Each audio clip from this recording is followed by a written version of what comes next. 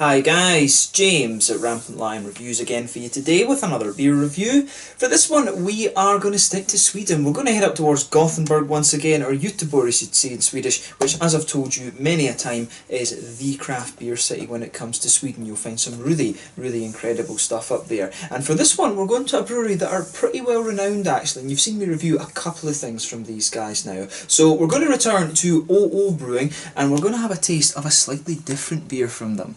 So this one is the Arctos Imperial Stout, which is an Imperial Stout coming in at 11.2%. There's a bit of honey added to this one as well, and it should be really quite interesting. This is a brewery, of course, more famed for their IPAs and things like that, or in particular, Ollie Anderson, the brewer, is, you know, a little bit more famed for his IPAs and stuff like this. But I'm very curious to see how he does with the dark side of things. If memory serves me correctly, this is the first stout beer that I've had from him, actually. I think he had left Stigbergs by the time I had the other Imperial Stout from them, but really looking forward to trying this one. I have tried a Scotch ale and a barley wine brewed by him before, but I think this one will be a very interesting beer, and hopefully you guys enjoy my take on this one as well. So this was another beer that I bought from Glassbanken.se, which, as I've told you, a site that serves Sweden. They've got a warehouse in Denmark, then they export the beers into Sweden to get around the Systembolaget laws, or the alcohol laws. So a little bit pricey, but you will get some really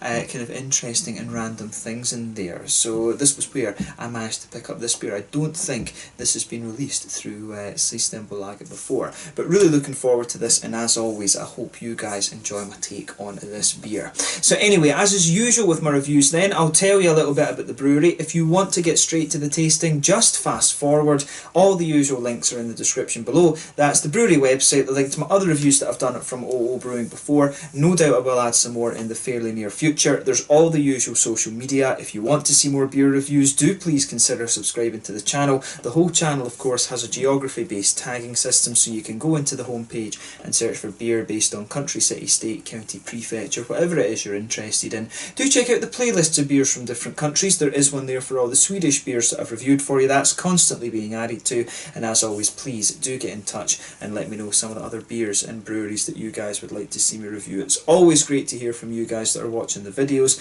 and the support that you show the channel is hugely appreciated. So anyway, to tell you a little bit about OO Brewing then. So as I've mentioned to you before, OO Brewing are based in Gothenburg on the west coast of Sweden, and the company was founded back in 2011 by Olaf and Ollie Anderson, who were childhood friends, but for many years they were also avid home brewers as well. So the pair have always been interested in beers, and Ollie has apparently been heavily involved in the Gothenburg beer scene since pre-drinking age. He was previously brewer at Stigbergs Brewery, and this is where the OO beers were originally produced. But while Ollie is brewing, Olaf takes care of the business side of the brewery, but he works in Copenhagen at a marketing agency as well. But apparently they just enjoy making beers that they would love to drink themselves, and of course this is translated to produce some awesome beers. Ollie Anderson, of course, is the creator of the likes of the Narangi IPA, the Amazing Haze, the Muddle, the GBG Beer Week 2018 and stuff like this. But in April of 2017, Ollie left Stigbergs Brewery and fully invested his time in OO, with the company investing in a brewery in the Hisingen area just next to the Tingstedt Bridge. And this brewery, of course, is equipped with a 2,000 litre system, which means they can brew up to 500,000 litres of beer per year. And in their first year they brewed around 100,000 litres, and they're planning to expand it up to capacity over the next few years. At the moment they're just going through the process of basically building up a market for their beers, but they have been doing that quite successfully from what I gather. And we have seen the main beer that they seem to produce at the moment is the kind of 50-50 IPA, where they're trying out with two hops together. So hopefully I can review some of those for you at some point over the next little while. It seems that every couple of months they release a new version of these 50-50 IPAs, and they do seem to put beers out into Systembolaget every so often too. So every time one of these beers comes out through the small partiers, I will make sure that I'm able to review one of these for you. But yeah, that's all you really need to know about OO brewing just now. The brewery of a very well-renowned brewer here in Scandinavia, so if you get the chance to try some of their beers, you definitely won't be disappointed with these. And like I say, very curious to see how he does with the darker side of the spectrum, because this is mainly an IPA brewery, of course. But yeah, that's all you really need to know about the brewery. If you want to learn a little bit more, you can check out the brewery website in the description below. You can follow them on Facebook and Instagram and stuff like that, and that'll keep you up to date with all the latest goings on at the brewery. So yeah, let's get on to the actual tasting of this beer itself, then we can get rid of the brewery notes. So as I mentioned to you, this beer comes in at 11.2%. It's an Imperial Stout. Apparently they say it's a British Imperial Stout, so I'm guessing it's more along the lines of an English Imperial Stout. That is with a little bit of honey added to it, so I think it should be a really interesting one. You know, it's plain style of artwork on this one. This particular version is the 2018 version. I'm not sure when they would release the 2019, but yeah, there you can see the 00 bottle cap on this one. I think that's actually a new addition to their beers, to be honest with you. I don't remember any of the other ones having that before, but this is a fairly similar style of artwork that they would put on the long boil barley wine, which you would have seen me review maybe about 2 years ago, or something like that. But yeah, really nicely presented. There is the 00 brewing symbol just down here. But without further ado then, let's get this guy out and we will get on with the taste. And I'm really curious just to see how this turns out. One of about 4 or 5 different stouts that I bought from Glassbanking. Oh, I tell you, when you open this beer up, it does smell really nice. You can smell some lovely chocolatey and brown sugar notes coming out of this one. Definitely. So yeah. Oh, this is going to be a bit of a beast, I think. Just look at this. So, lovely.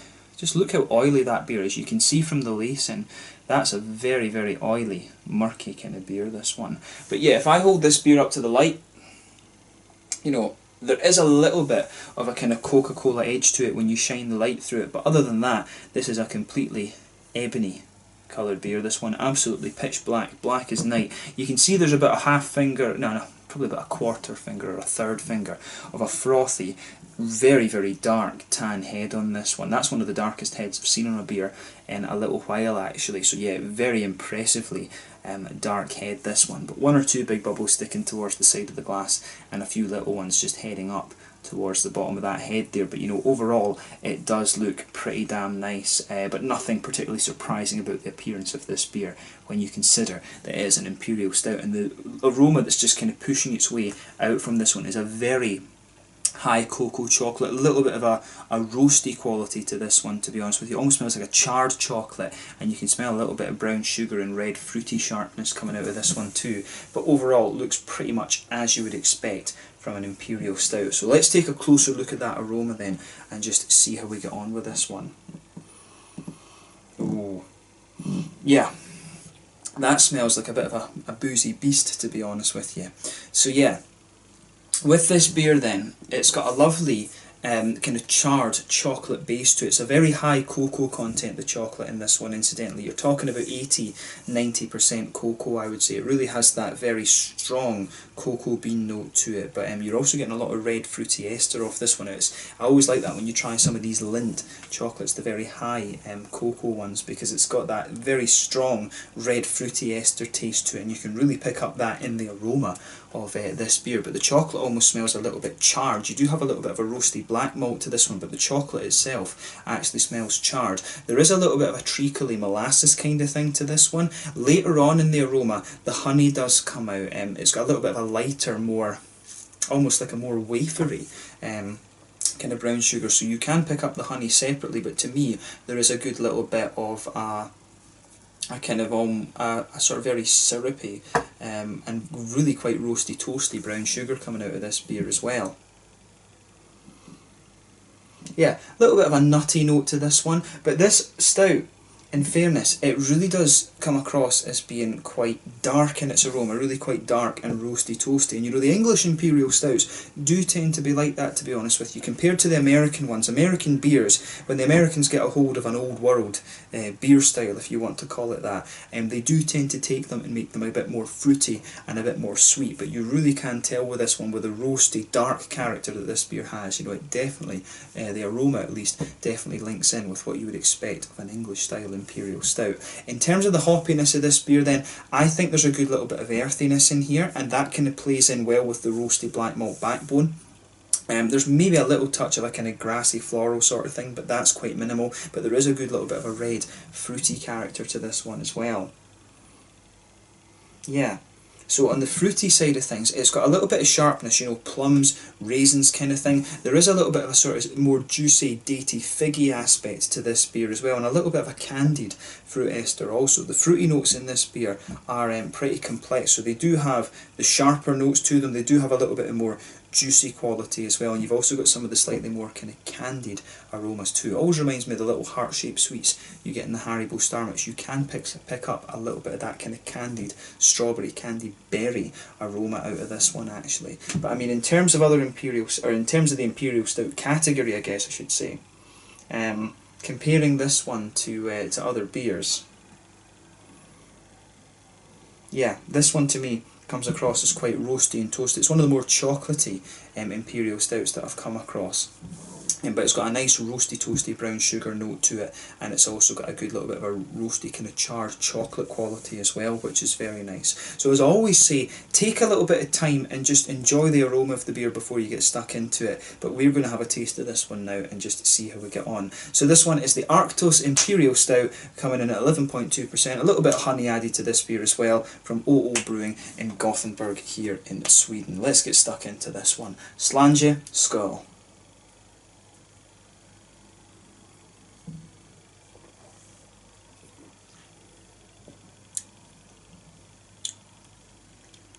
Yeah. No, that's good. It's a bit, this one's a little bit lighter in the mouthfeel than I was expecting, perhaps. It's a good beer, that though, make no mistake about it, this one.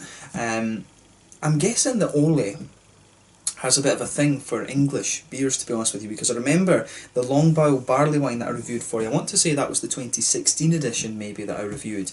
I remember that it really was traditionally English, and it's quite interesting that with these high alcohol beers he goes for the English side of things rather than the American side. So it's an interesting point to make about OO Brewing actually. When it comes to their high alcohol beers, there does seem to be that tendency to gravitate towards the old English styles actually.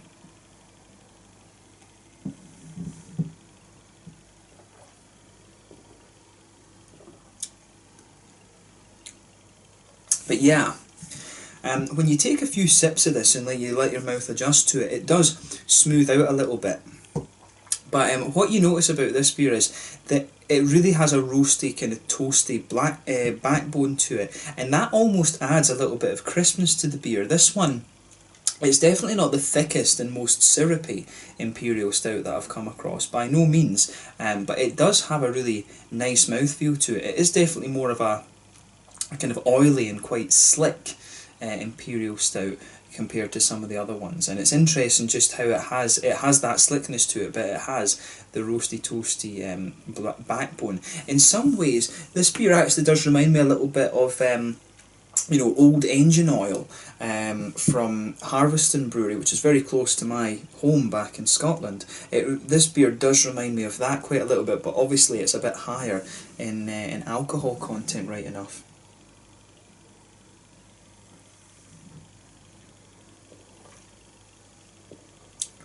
But yeah, this is a really nice beer. I would recommend this to people actually who like the likes of the Harveston old engine oil. Sometimes with some of these beers you do find it a little bit difficult to compare it to other things, but this one really is a little bit nostalgic to me, because Harveston old engine oil was one of the first kind of big roasty toasty dark beers that I got into, along with the German Schwarz beers, of course. So yeah, in Harveston Brewery, and you used to get their things over here in Sweden. You would get a few of their different things. I'm not quite sure if you still do, to be honest with you. You used to get the Schahalian Lager over here, from what I remember. Now you get the Williams Brothers beers, which are from just a couple of miles down the road. But yeah, this is a nice Imperial Stout, this one, and you really can detect that almost English quality to it as well. Well, Harveston Brewery, of course, is a Scottish brewery.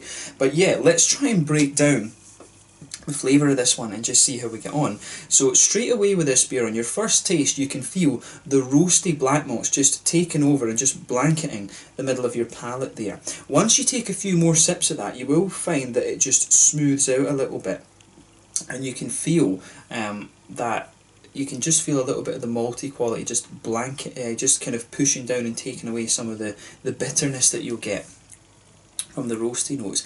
Again, the middle of your palate really has a big chocolatey quality to it, and it's quite a high cocoa chocolate in there. You're talking about 80-90% cocoa, but at the same time, that cocoa element, the chocolate element to the beer, really has an almost charred quality to it, which is quite interesting. You'll feel that as you go further and further into the aftertaste with this beer, the chocolatey side of it just dries out a little bit, and that's when you start to get these kind of charred impressions of the chocolatey notes in the beer.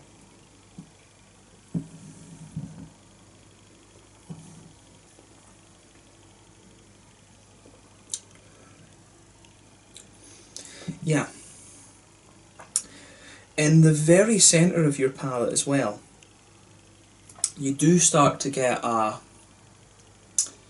there is an element of brown sugar to this one, and it does have a little bit of that slightly thicker, oily kind of caramel note to it, but then the further you go into the aftertaste, the more it evolves to be like that, the kind of honey, that's where the honey comes out. The honey, for me, if you just go in from the edges of your palate and then move up from the back of your tongue coming forward, you can feel it's almost just like a little kind of horseshoe shape, if you like, and that's where the honey flavours for me sit in this beer, and it's almost like a kind of honey wafer, like a sort of very lightly, it's almost like, it reminds me like of a kind of ice cream cone, if you like. It's like you've taken an ice cream cone, a struf, is it strufel, I want to say, or a strul, you would say in Swedish, and it just has, it's almost as if you've dipped it in like a sort of caramel sauce and you're eating that biscuit there. That's how the honey flavours come across for me. In the very centre of your palate though, you get a slightly more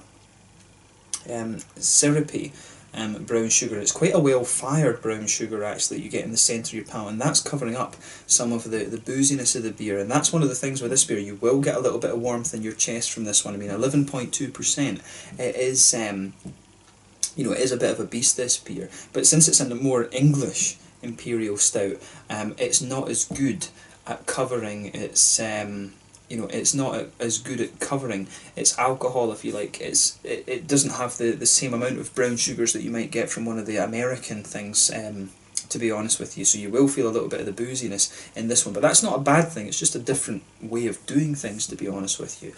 But you will notice further towards the front of the palate, for me, there's a little touch of a kind of nutty flavour to this one. It does have an element of woodiness to it as well, and then it just, everything in this beer just goes together really nicely. But it is quite a dark, roasty, toasty Imperial Stout, this one, but I definitely like this. I wouldn't hesitate to drink it again.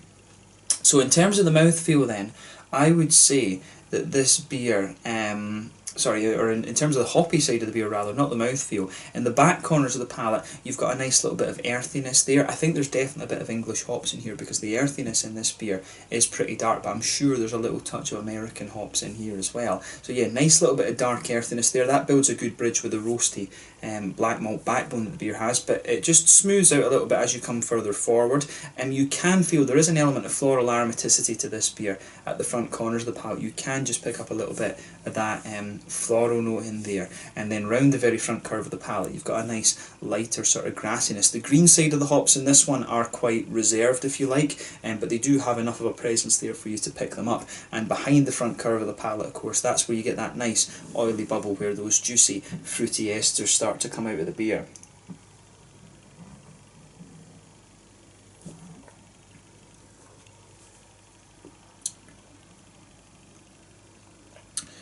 But yeah, for me, the fruity side of this beer again is quite interesting. You do have a little bit of those sharper, raisiny kind of plum notes coming out of the beer, but then it gives way to be a little bit more of a kind of datey, figgy kind of thing. At the back of the palate, at the back of that oily bubble, you do get the sharper, mainly raisiny notes that I'm talking about. I don't think it's quite plum, but mainly a raisiny notes. It's almost like a kind of dark chocolate fruit muffin, something like that. That's kind of what this beer reminds me of, actually. But as you come further forward on the tongue, it starts to be a little bit more of a juicy kind of figgy note. There's maybe a little bit of an almost cherry quality to this one as well, which is quite interesting. But the further you go into the aftertaste, some of that sharpness, that almost cherryish sharpness, is just lingering with this beer, and then you start to get some of the more kind of candied fruit esters out of it. But for me, mainly a kind of sharp raisin and slightly more cherryish fruit flavour coming out of this one, just behind the front curve of the palate there. But I mean, overall, this is a really interesting beer and how it goes together. It's definitely one of the more roasty, toasty imperial stouts that I've had, and it really does remind me of the Old Engine Oil from Harveston Brewery back home in Scotland. Maybe some of the more Ola Duve series, actually, but this one, it is a little bit more roasty and toasty. The Ola Duve series is a little bit more kind of smooth and refined, actually. This one is a little bit more like either the Engineer's Reserve, actually, the Engineer's Reserve Old Engine Oil, or the Old Engine Oil itself. I think more like the Engineer's Reserve, actually, because that is a bit higher in alcohol.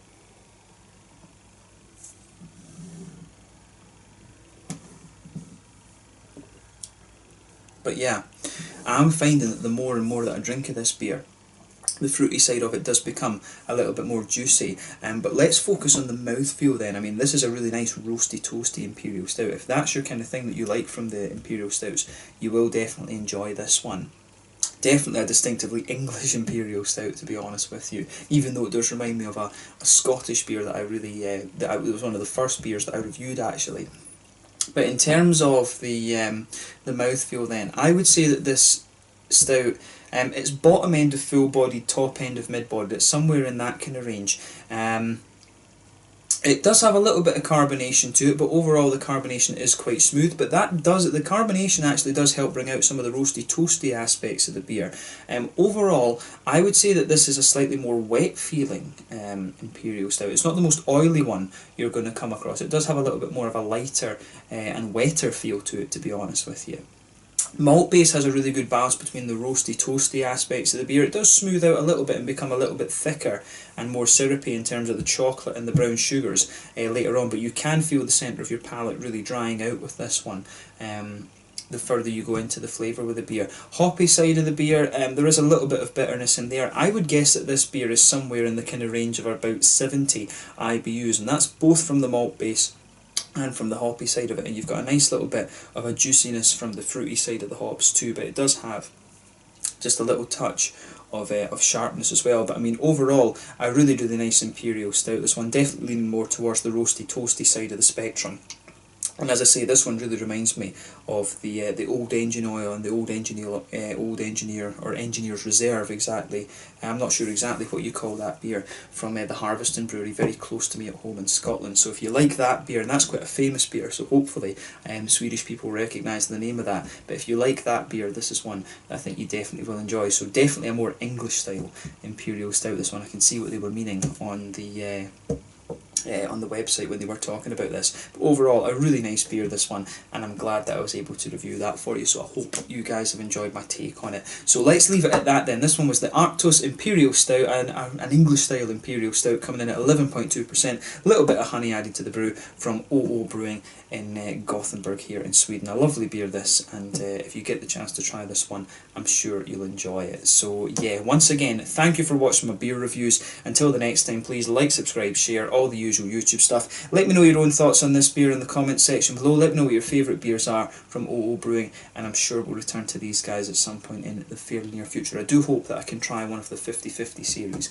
at some point fairly soon too. But thank you again for watching. Make sure you check out all the social media and things like that. Let me know your own thoughts on this beer in the comments section below. Let me know what your favourite beers are from OO Brewing as well, and I will catch you guys very soon. The Arctos Imperial Stout 2018 edition from OO Brewing in Gothenburg here in Sweden. Until the next time, slàinte just now, and I'll catch you guys later. Slàinte, skål.